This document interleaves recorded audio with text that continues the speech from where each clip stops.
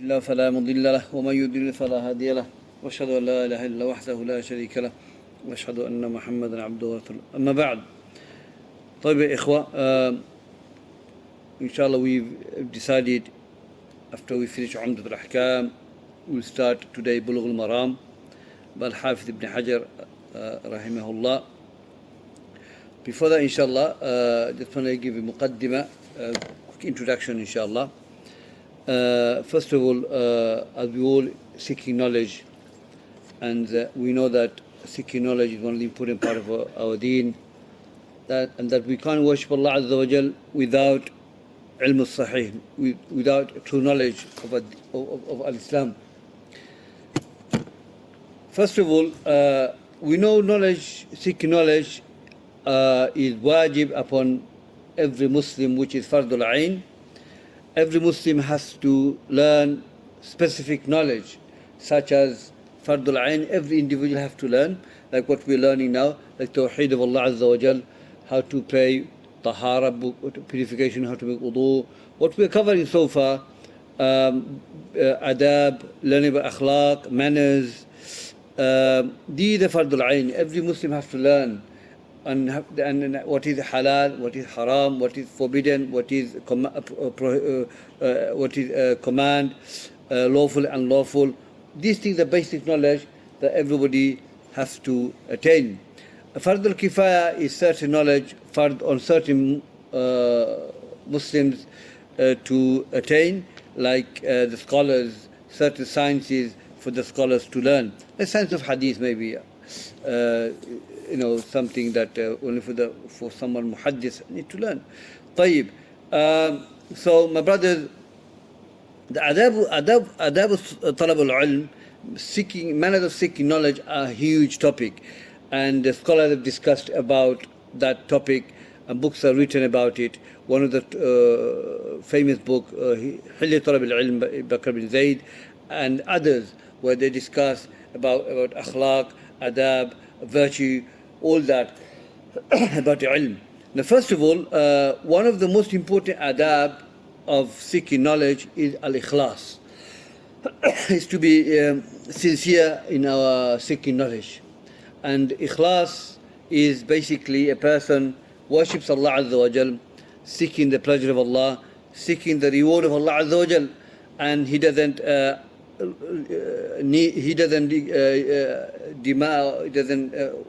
demand any praise or reward from other than Allah Azza wa Jal.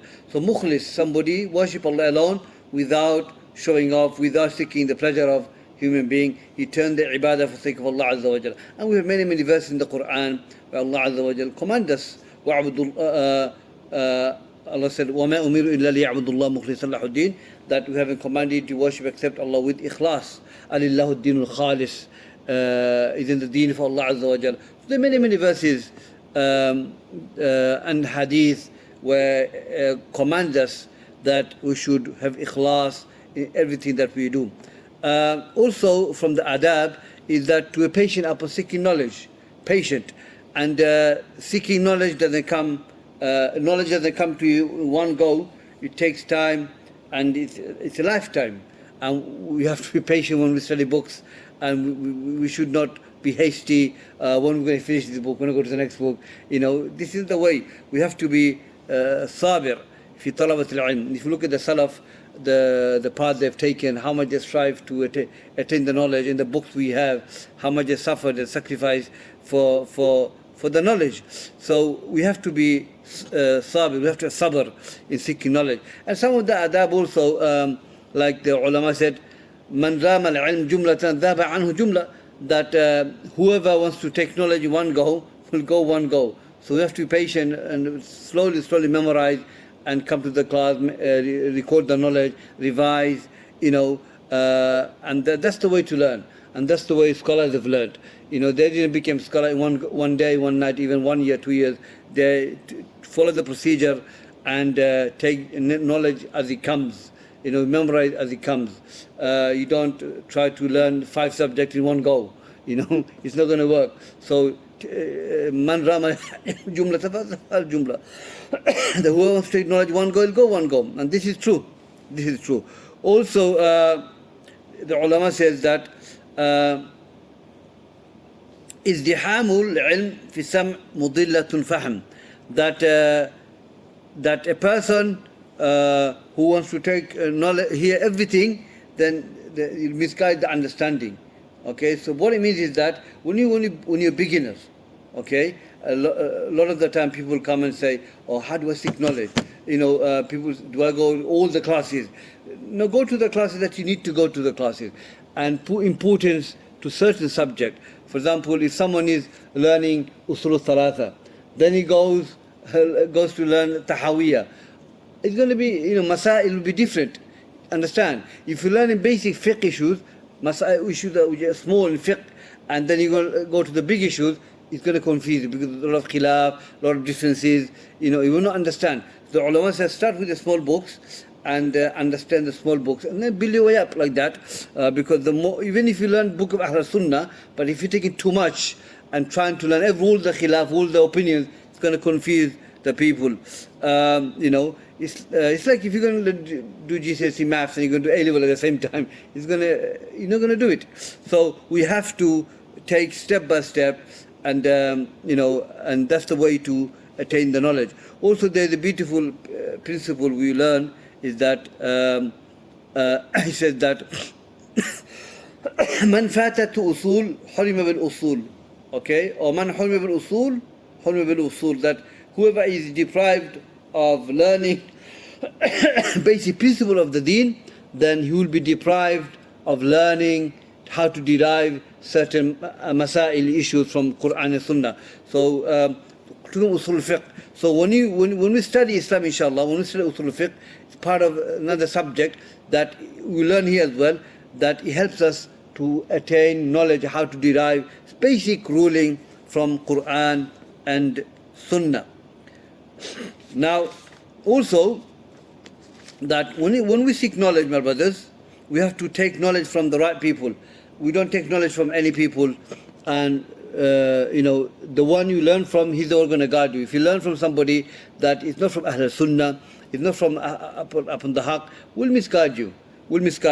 Look at the hadith of Sahih Muslim, Yahya bin Ya'mar and Humayd bin Abdurrahman, the two tabi'een from Basra. They went to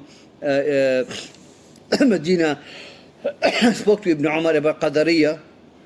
Ibn Umar exposed them. So these people, I'm free from them, they're free from me, because they didn't believe in Qadr.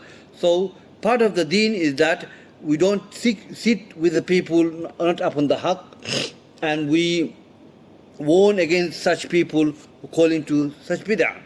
So we have to have a right person to seek knowledge from, and the Salaf says that knowledge is your deen. Know who you take your knowledge from, And in the Quran Allah said, "Inna khayra man ista'jarta qawiyyun al-amin," that verily the best is the one you take, give the responsibility, the one is strong and trustworthy. Talking about Musa alayhi salam, this one, the best is the one you give the authority to, the one who is strong and is trustworthy. Same thing in knowledge. The person who is giving you knowledge, you have given the authority to him to teach the knowledge. If he's not strong and then you shouldn't take it. Strong means he might be strong in his science, what he's teaching, but he's not long in his practicing. You see a lot of people like that. They're good, they can speak very well, the subject, they know the matter very well, but when it comes to practicing, they are not upon the straight path. They're slanting away. So we have to have somebody who's strong in the knowledge and whatever he teaches, and at the same time he's as trustworthy, loyal as what he practices. Everything goes hand in hand. You can't have one and other is missing as well. So the ulama, this is what ulama, qawiyun and amin. When you look at ulama, they have both of them. MashaAllah. Ibn Mas'ud said that لا يزالون الناس بخير ما أخذوا العلم عن كبائرهم أو علمائهم فإذا أخذوا من صغائرهم وشرائرهم هلكوا. Ibn Mas'ud said that the people cease to be upon khair if they take it from the major one and the major scholars, and if they take it from the younger one, then the evil one, they will be destroyed. Ibn Mubarak says, Saghir means not age. Saghir means Saghir in ilm, Ahl Bid'ah. Okay, so you can have this Saghir, the Salaf was Saghir, but the Imam. Understand? Saghir, small mean here, they're small in the knowledge. They don't have understanding. Okay, so when you have Kaba'ir, means that they are big in the knowledge. He might be small in his age, but he's big in knowledge, you know. So we have to take it from the people who have knowledge and upon khair. So my brothers, this is a basic introduction on knowledge, and the important thing is that we have to have ikhlas and be patient upon when you're seeking knowledge. No, there is a khair in that, there is a reward in that, inshallah. So it requires patience and memorizing, and you know, we do once a week. We're not doing every day. So inshallah, let's take it step by step. طيب, Kitab al-Tahara. Now, when you go to a fiqh book, they start with book of purification. Because why? Before you do anything in Sharia, after that, then they talk about salah, then in those siyam, the rest of the ibadat come. Because tahara is required for salah. You have to know about purification before you go to salah. And, and that's for any books. Let's talk about Kitab al-Tahara. We covered what kitab is. Kitab is basically from the word kataba yaktubu kitaban, and it means to write, and kitab also means jam'a. So when you write book, when you write, say, a page and become 2, 3, 4, 5, 10, 20, 30 pages, it becomes the book, isn't it? So kitab also means jam'a. Tahara, purification, book of purification. Before we take the hadith, let's talk about tahara. Now, tahara, and you have two types. Shaykh Ibn Uthaymeen says, tahara ma'nawi and tahara hissiyya. Tahara ma'nawi is the spiritual purification, okay, which is the purity of the heart, ikhlas, sincerity, you know, your love of Allah, hope of Allah, the worship of the heart. That's called taharatul ma'nawi, which relate to the heart of the believers. You know when Allah says, "Inna al mushrikuna najasun," indeed the mushrik are najas. They're not najas physically, they're najas in their belief. Spiritually they're najas. Okay, innama al-mu'minun la yanjus. The believers, they don't become najas. They're not najas physically, nor in the spiritually, in the belief. They're pure. طيب? So here we learn tahara, ma'nawi and hissiyya. Hissiyya is the physical one. And physically they are impure. And we know certain things are impure in the reality, like urine, pig, you know, not blood. Blood is pure. Qawl rajih. Things like that. These are najas, yani physical najas. Which one? Physical purity. Things like tahara,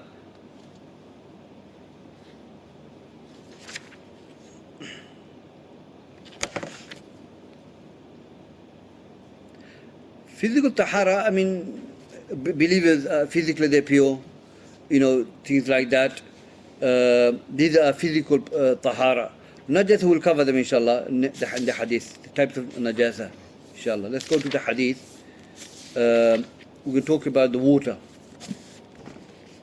عن عمير رضي الله عنه قال رسول الله صلى الله عليه وسلم في البحر هو الطهور ماؤه حل ميتته أخرجه الأربعة وابن أبي شيبة واللفظ له صححه ابن خزيمة والترمذي. Hadith is hadith Abu رضي الله عنه. It's a long hadith.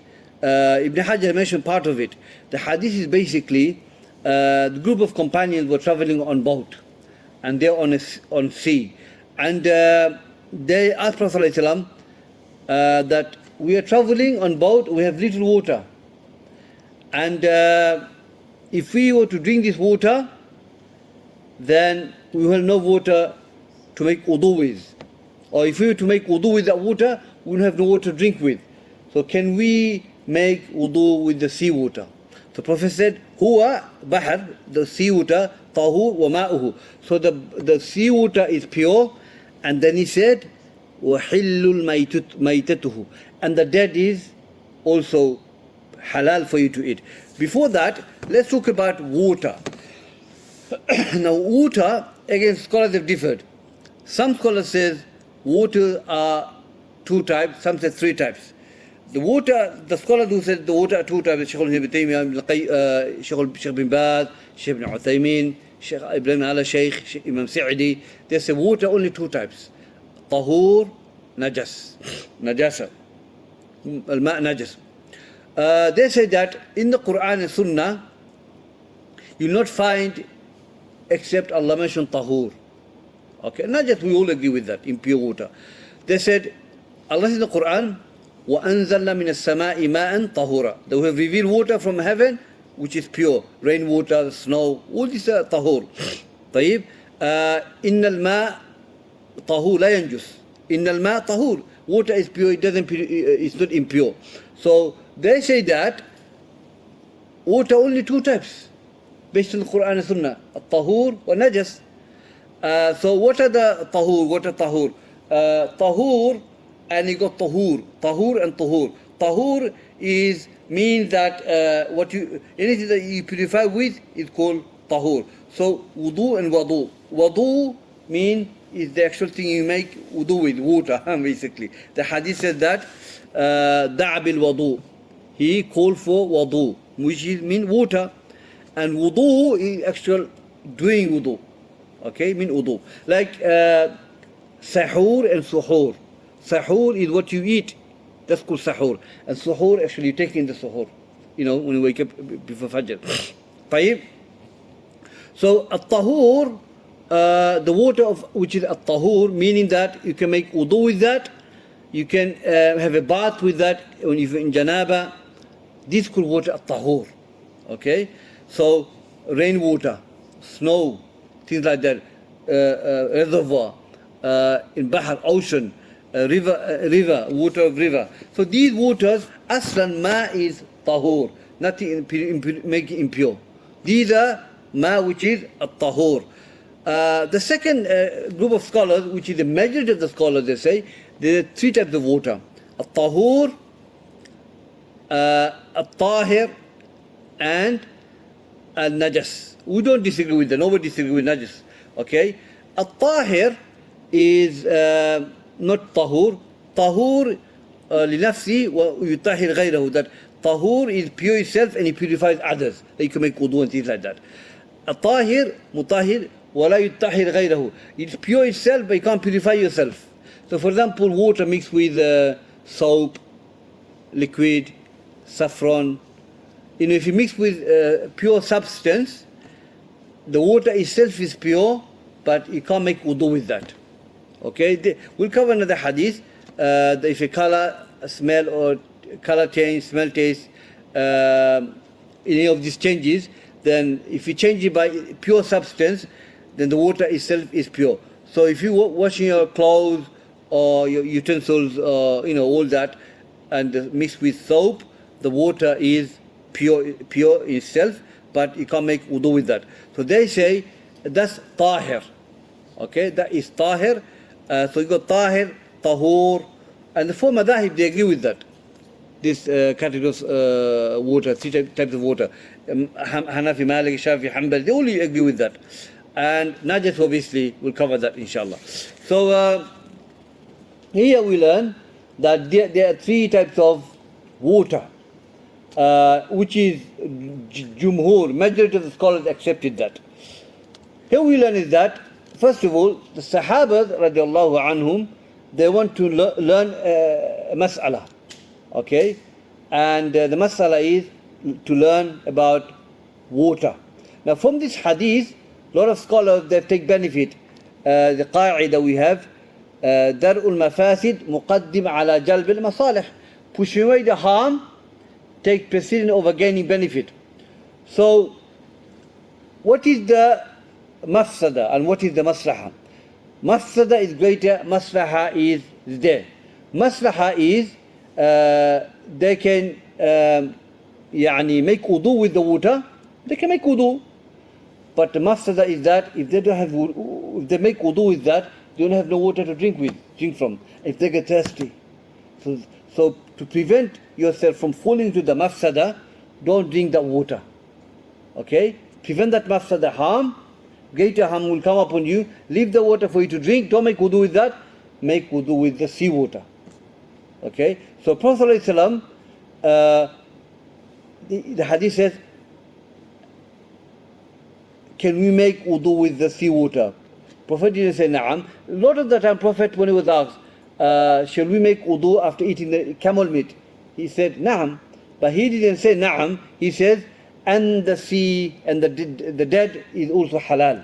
The dead is also halal.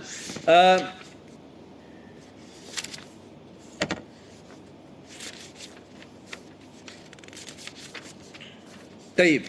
So the Prophet said the dead is also halal. He could have just said na'am and khalas. He left it there. No. He said he added a ziyada. He did ziyada answer, okay, extra answer, knowing that it will benefit for the questioner. So he says, not only you can make wudu with that, the dead is also halal for you to eat. We'll talk about the dead in a minute, inshallah, what it consists of. But going back to the hadith that we're going to cover now, inshallah. The hadith is هو طهور ماؤه وحل ميتته, that the water is pure and dead is halal. Now, when we talk about dead, Ibn Abbas says the dead means إنهما وجد ميتا, that the dead is talking about when you find something is not alive, okay, like fish or something like that. That's what it's talking about. Okay. Now, anything that lives in the sea, if it's dead, is halal for you to eat. Why? He said maitatuhu. This maitatuhu mean anything, because singular idafa ila mufrad, idafa ila mufrad. So singular is attributed to singular pronoun, meaning that any dead is alive. Any form of dead is alive. So because this is the way the Sharia allows it. Now the question is, can we eat crocodile? Crocodile is a halal. The two opinions. Some of the scholars, apparently the Lajna, they allow it. They say it is halal because Allah Azza wa Jal did not, in the Quran Allah said, وَحِلَّ لَكُمْ صَيْدَ الْبَحْرِ وَطَعَامُهُ, that we have made halal for you the seafood and ta'amuhu. Ta'amuhu refers anything found dead, that's halal for you. So Allah did not make exceptional. Okay, Allah says that is also halal. So based on that qa'idah, they say, some of the scholars say you can eat crocodile. And from the other angle, the other scholar says, it is not, because it is not halal. This maitata is talking about seafood that live in the sea. They don't come out. Okay, so the fish live in the sea. Crocodile goes in and out. They are not halal. And they come from another angle. نهى رسول الله صلى الله عليه وسلم ناب سباب نهى رسول الله صلى الله عليه وسلم كل ناب سباب فأكله حرام, that Prophet forbade any predator that has fang, so eating is haram. So if you look at crocodile, the scholars who know animals and things like that, they make programs, the knowledgeable people, they say crocodile is a predator. It's a predator, and it does eat a human. If he finds human, he's going to eat the human. And he's got fang as well. So based on the hadith, anything that has fang is part of predator, and eating is haram. So lion, tigers, all these bears, you can't eat them. So they say that crocodile does fall into that definition. Jumhur says, therefore, you can't eat the crocodile, and they are not really a sea animal because they live mostly on the ocean, on the land, and sometimes they go to the sea. So, so that's the opinions a lot of ulama they take. So, hillul maytatuhu, the dead is halal. All the fish is halal. Only khilaf between the scholars. Crocodile, some say it is halal, some say it is not halal. Now, there is a qaida, I'm going to mention now inshallah. He says that كل حلال فهو طاهر وليس كل طاهر حلال وكل نجس فهو حرام وليس كل حرام نجس. That every halal is pure. Every halal is pure. So when we eat what is halal for us to eat, they're pure. Any meat, any fish, they're all pure. Not every pure is halal. So for example, smoke is pure, alcohol is pure, but it's not halal. طيب, كل نجس فهو حرام. Every impure is haram. So pig, urine, excrement, whatever you think of, they're all najas, also haram. But every haram is no najas. So again, alcohol is haram, but it's no najas. Idol is haram to worship, but it's no najas. It's haram to want to marry their maharim, but they are no najas. طيب, so that's the qaida we can follow. So crocodile, I mean, they can use the qaida to establish the ruling, but it's a khilaf between the scholars regarding the crocodile. Let's go to the next hadith inshallah. أن أبي سعيد الخدري رضي الله عنه قال قال رسول الله صلى الله عليه وسلم إن الماء طهور لا ينجسه شيء. طيب, hadith Abu Sa'id al-Khudri radiallahu anhu narrated the hadith. The Prophet said that indeed the water is pure, nothing impurifies it. So al-ma, this alif, this al-istighraqiyya, mean any form of water. Okay, any form of water is tahur, meaning you can use to purify yourself with. Aslul ma tahur. Okay, la yunajjisuhu shay'un. Nothing makes it impure. So here it said, the ulama says, shay nakira ata ba'da sighati nahi or nafi yufid umum. The shay is am, general, indefinite, comes after negation, means am, general. Nothing makes the water impure. It's all pure. There's a hadith we're going to cover inshallah. إن الماء لا ينجس إذا كان من قلتين. That the water does not become impure if it's قلتين. The word قلتين is a measurement that they use at the time of Prophet 50 gallons of water. So you're looking at big drum like this. Okay, that's 50 gallons. If it's 50 gallons like this, nothing impurifies it. Even if a drop of impurity falls there, still pure. If a drop of urine falls there, still pure, because it will not taste the color, smell, nothing. If you go to reservoir, or if you go to a pond, like back home, if the pond water is pure. It's pure. If somebody were to urinate in the corner of it, the water is still pure, because this little bit of urine will not impurify, make all this water impure. It's still pure, unless people have been doing it for so long. It's makruh to you shouldn't make wudu from that. But once someone does it, it's not going to make the whole pond impure. No, it won't. So it's more than qullatain. So the hadith says that qullatain means 50 gallons of water.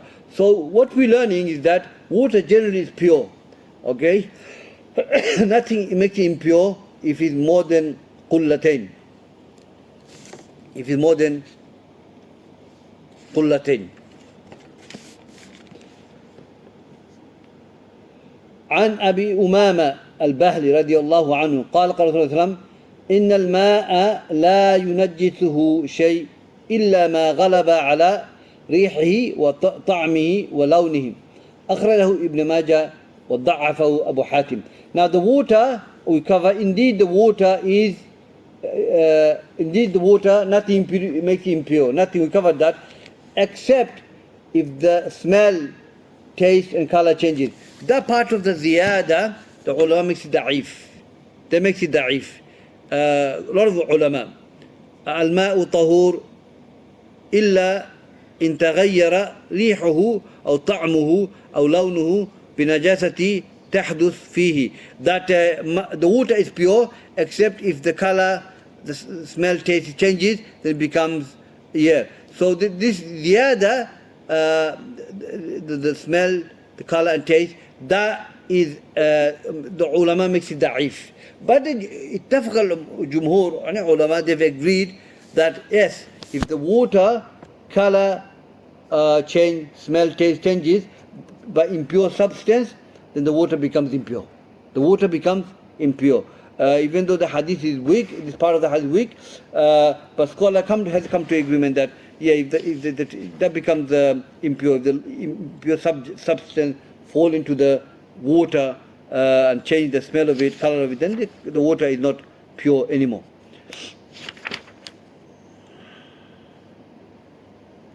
This is the hadith.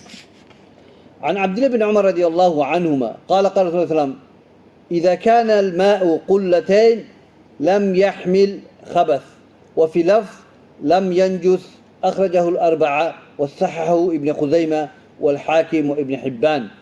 Hadith Abdullah ibn Umar رضي الله عنهما said, the Prophet said that if the water is قلتين, it will not carry impurity. Another version of it, lam yanjus, it will not become impure. So here we learn the water again. A hadith says that if the water is qullatain, which is 50 gallons of water, it does not carry any form of impurity, or it doesn't become impure, because the asl is that the water is always pure. Okay, jazakumullah khair ikhwa. We'll continue next week. First day, inshallah. Any question, inshallah? Go on, akhi.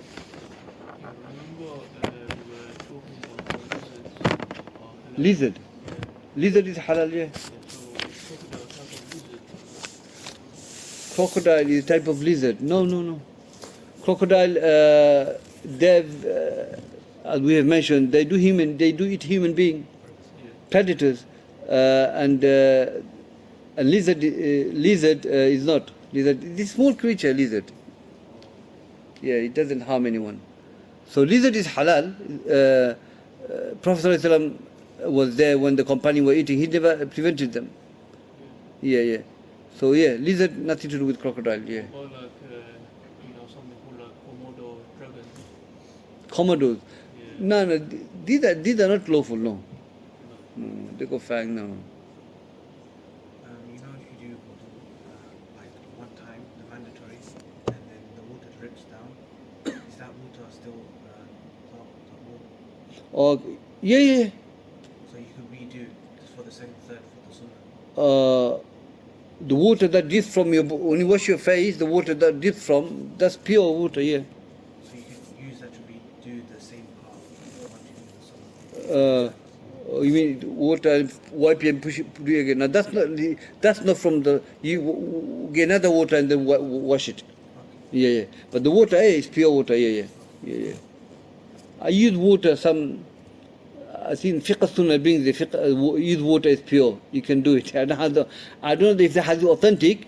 In Fiqh Sunnah brings the hadith, the use water is pure, and you can use the water of your beard and wipe it again. But I don't know if the hadith is authentic, the use water one. But the hadith, authentic hadith says that he used water again. You get water, wipe your face with it, then get water again. That's the way to do it.